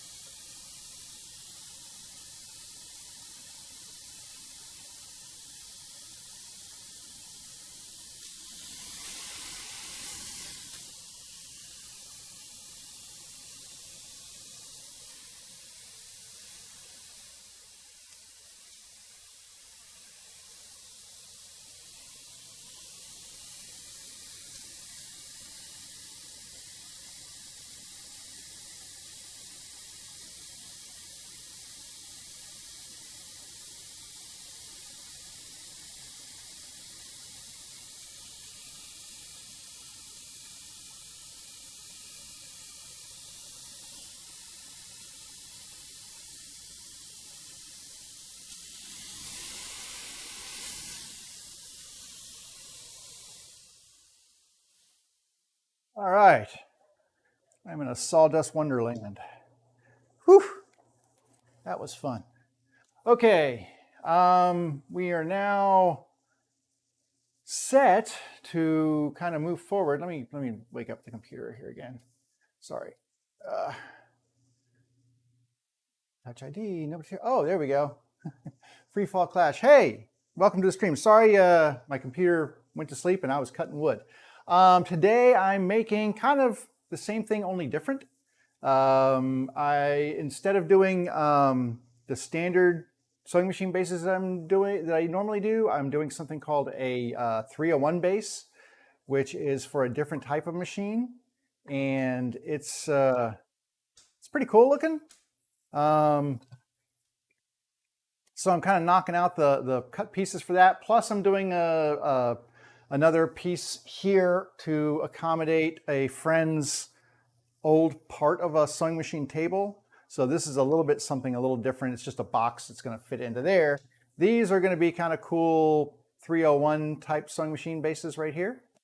And yeah, I actually show you if you want to see. If you give me just a second, what time is it? 1:08. Yeah, we got time. Give me just a second here. I'll pull it up real quick. I have to go over to the computer and pop it open on the screen here, but I can show you what I'm going to be doing. So let's see here. Let me go into my Etsy shop here, and we'll log into Etsy, and then let me sign in here. Sign into my shop. Really? I don't need to sign into the shop. I can just go into it. Let me just look for my, let's see, JR's Wood Shop. Find the shop name containing that. There are actually 3 JR's Wood Shops. It's kind of ridiculous, but JR's Wood Shop, JR's Wood Shop and More, and JR's Wood Shop Store. But this is mine. I'm kind of sold out right now, but I can show you. I got a sales. So hang on just a second. I have to get this set up real quick. And then I have to go over here and we will go to web share. And then let me set this up for the window capture that we want, which will be this one. There we go. And okay, so let me show you what I'm making. These are all my sold items here. So I've already sold all of these. Actually, my store is empty right now, but this right here is a 301 base. And let me oh, my mouse doesn't work real well on here. So I'm trying to get my mouse to work some. There we go. So this is a 301 base. This is what it's called, a 301 machine, and it comes in 2 different versions. There's a long bed and a short bed. This is the short bed version. Excuse me. And I made the base so that you can fit either the short bed or the long bed in there. So I make this little filler piece in here. So if you have a short bed, you use that. Let me go through the pictures here. And you can see that's what the short bed looks like. And then if you have a long bed, so that little piece comes out, it's just a little lid. And then they can lift up their bed extension and get to the bobbin and stuff underneath. This is the long bed version. So the same thing, you can see that's a much longer bed on the front there. And that long bed, oops, skip past the picture there. So that long bed actually fits in here and allows you to use the same base, whether you have a short bed or a long bed. So there you can see right there. So there's the long bed sitting in there. So that's what I'm making. And I'm just in the very preliminary stages of getting that stuff kind of ready to roll here. So I've been milling up all the wood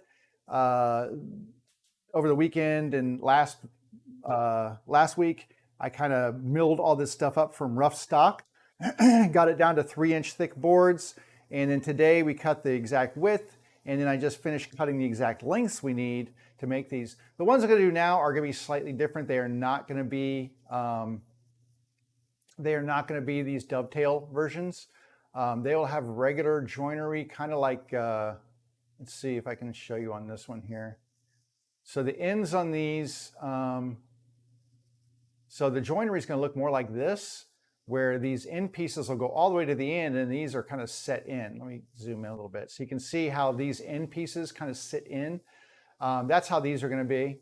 But they will have the little hand pocket holds right there.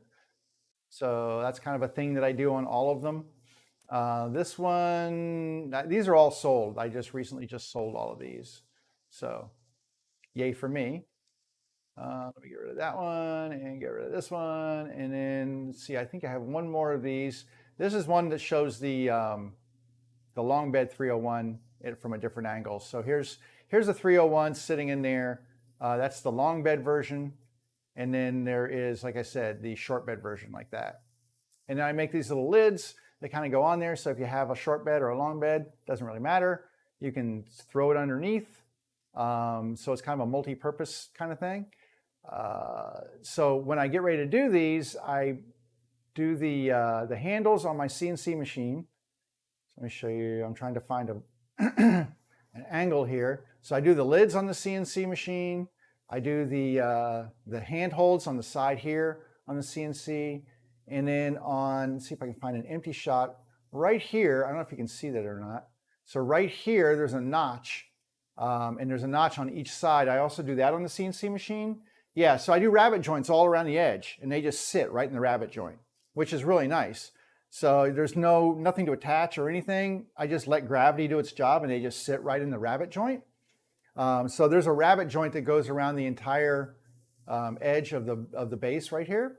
And then I do a notch right here, and that accommodates that the hinge assembly on the machine, so that when it's sitting in there and you want to lift that lid, and there's another view of that notch, so you can see that notch it's cut in there.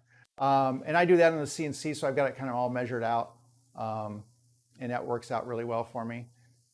And I was trying to see if I've got one with it. There you go. So you can see when this lid is lifted up, the hinge part actually extends down below the level of the top. And so I kind of had to make those little notches in the side. And instead of trying to chisel those out and everything, I just figured out where they were, made some cuts with the CNC machine, and did fine. I've got a really nice rabbeting bit that I use for doing these the rabbet cuts up top, and it just sits really nicely in that rabbet. So, you know, I don't get complicated. There's another guy who makes these things, and he does like little securing things that slide underneath and lock them in so you can lift the machine by the handle and it stays attached. I'm like, I don't do that. How many different models do you make for boxes? So for the bases, generally I make 4 different ones. So there's 2 different sizes, because I generally deal in 2 different size machines. So I've got these are my measurement machines here. So I've got a standard size machine, and I've got a 3/4 size machine. This is my daughter's, and I got to clean it up or she'll kill me. But anyway, I've got a 3/4 size machine and a full size machine. Hang on, let me get off of this screen and back to here. So now you can see I've got these 2. Let me switch my screen so I can see what I'm showing you here. Okay, we're good. Okay, so I've got, oh geez, sure, save that. 2 different size machines. Of these 2 different size machines, I make 2 different size bases. So I'll make a plain base like this, which is just accommodating the machine itself. So when you get the machine, it sits inside the base. Little spiders are crawling all over the place because I've got little spiders all over. Anyway, so it sits inside the base like that, and it's just a nice simple base. I also have, I've got one over here, so hang on a second, I'll go grab it. Actually, let me grab one from inside my room here. I haven't sprayed this one with lacquer, so I can get it a little bit dirty. So I also have this base right here, which is the same base, but with a side compartment. So if I take this off, move this over, and then I can set this in there like this. And now you've got hang on, there we go. Basically same style box, but now this has a side compartment that they can store goodies in and whatever. You can also flip it around and use it this way. And now you have a bigger sewing deck to work on. So that's my 4 different styles. And then I also do things like, you'll see this has a logo on the front. Some of them I put the logo on, some of them I don't. So those are the 4 standard ones that I do. And then every now and then I make these 301 bases. That's kind of a new product for me. I haven't been making those very long. And hang on, let me put these away. I see you, puppy. I see you. I'm almost done. Just stay put. Ugh. My son's dogs are going to drive me crazy. Anyway, so I have the 301 base that I just showed you the pictures of on the webpage. So I guess that would be 5 different styles. So I try not to get crazy. I get a lot of requests for custom stuff because I mean, there's a gazillion different types of sewing machines out there. These are the most popular. They made the most of them. And Singer made probably more machines than anybody else in the industry. The full-size standard ones, there's one called a Model 66. They made millions of those. And they're still around because they're great. They're cast iron. They just, you know, they're hard to bust. And there's a resurgence in popularity with these things. There's a ton of people who are using them now. And the tables and such that came with them, not always in great condition. So that kind of creates the market for me to do this. Also, some people just want a nice place to display it. They don't want a big machine, everything, or a big table or anything. They just want a little base that they can display it. And because these things don't necessarily set nicely on a table without it, once again, kind of creates options for me. So that's, and then my wife is a collector and restores and sews with the old machines and stuff. So she's the one who kind of got me into this. I've made a couple of little ones for her at one point in time. And she's like, you know, you could sell those online. People will buy them. And I'm like, really? People want these things? And she's like, oh yeah. So she wasn't wrong. I usually, I mean, I sell, like I just put 8 in the store. And I sold my last one last night. So usually they'll last maybe a week in my shop. If I do like 8 of them or so, I'll sell out within a week. Usually I average about 1 a day. So that's why I batch these things, because it's easier for me to make them in batches and try to get a few of them turned out. If I did 1 at a time, it would just, you know, I'd be constantly just doing that. And plus I would not be able to realize a profit by making them 1 at a time, because then I'm just spending all of my time for not a lot of money. So that's why I like to batch them, because then it actually adds to my profitability. I mean, it's not really my job. I mean, it's my hobby. So it kind of pays for stuff that I want to do. But if tomorrow I decided not to do them anymore, it wouldn't be the end of the world for me. So, but I do enjoy it, and it gets me in the shop and lets me, you know, do things with wood, which I really enjoy. And I also do side projects and such. These aren't the only things I make, but they're the thing I make most consistently.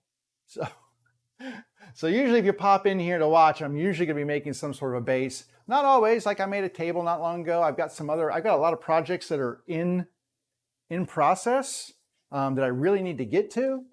I've got things like guitars that, you know, I've kind of got to this point and I need to do things with them. So, oh, yeah, you can tell by the dust. I really need to do things with them. But anyway, by the way, this is really cool. This is a walnut body with a maple top, and it's semi-hollow in a telly style. So this is really cool. This is the first one I ever did on the CNC machine. And it turned out really nice, but I still need to finish it. So I've got a lot of things like this sitting around that just need some completion, which honestly, I should spend some of my off time doing those things, my off-camera time. What time is it? Wow, 1:20.